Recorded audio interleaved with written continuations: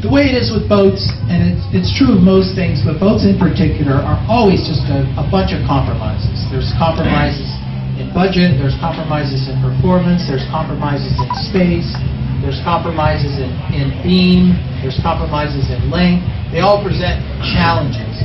And the greatest challenge of all for those of you that are thinking about buying a multi-hull, and the thing that you need to spend the most time thinking about as couples, if you're going to be together, is how are we going to use this boat? Because until you know or have a pretty good idea of how you're going to use the boat, it's very difficult to actually determine what's the right boat for you. You have to think about that. The hardest part for a yacht broker is, when I'm consulting with people, is getting a sense of how they're going to use the boat. And sometimes how they think they're going to use the boat changes, though, and those are the people that end up coming back to me in a year and a half and selling that boat and getting something else. Sometimes people downsize, more often people upsize, but there's a big difference between the agenda of sailing into the South Pacific than restricting yourself to the eastern seaboard of the Bahamas. If you're going down to the Caribbean, I have a saying about the Caribbean: anything will do. You're not sailing more than 60 miles at a time, and you're not knocking off big sea miles every day. And so if you think that you're just going to sail from island to island in the Caribbean, you don't really need a blue water boat. I mean, a lot of people think you need a blue water boat, but you can get away with a lot in the Caribbean. The moment you start sailing from the mouth of the Chesapeake Bay annually down to the Caribbean and back, then you're going to be asking your boat to do something a little bit different. And the moment you start crossing the Atlantic, and the moment you start going into the South Pacific, you're starting to think about a lot different things. Payload issues, performance issues, comfort at sea issues that you really need to think about. There's a few truisms that everybody needs to know when they're buying a boat or a catamaran. It's generally the case that the more spacious and comfortable a boat is at anchor, the less comfortable and slower it will be underway. Okay? So that's not totally the case, but it's important for you to keep in mind. And the other is, it's a lot cheaper to build a wider, fatter boat with low-tech materials than it is to build a narrower and faster boat with high-tech materials. Speed, very unfortunately, comes at a cost.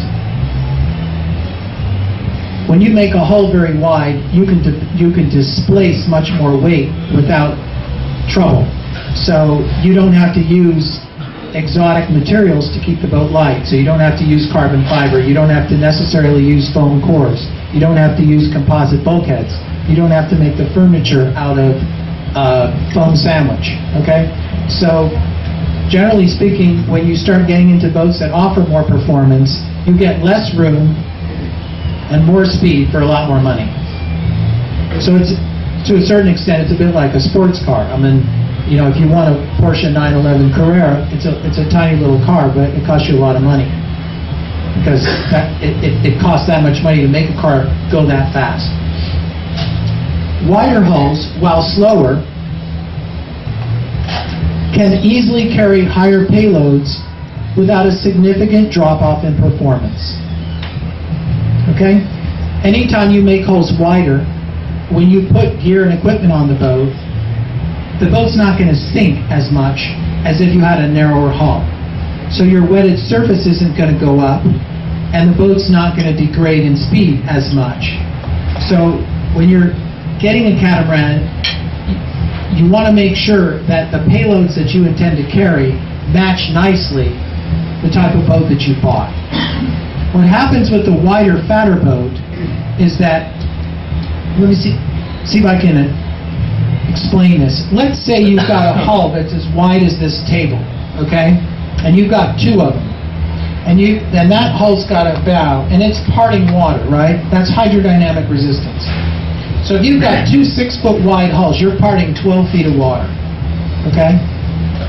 Well, obviously, if one boat's parting 8 feet of water, another boat's parting 12 feet of water, the top end speed potential of the boat that's only parting 8 feet of water is much higher. The longer a boat is and the narrower it is, the faster it will be.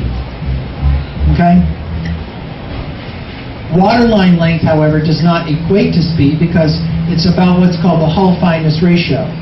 If you've got a boat that's 40 feet long and the hulls are 6 feet wide, each hull, and you've got another boat that's 40 feet long that's got hulls that are only 4 feet wide, the boat that's got the 4 foot wide hulls is going to be infinitely faster.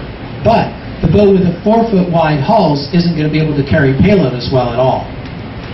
The moment you start loading that boat up with dive compressors and sea kayaks and scuba gear and anything that you can add, that performance boat is going to be sinking in the water more, picking up more wetted surface. Okay, so the advantage of a big fat boat is that while it can't achieve a very high top end speed, you can load buckets and bucket loads of gear on it and it won't go a whole lot slower. It tends to sit at the same speed zone. Okay.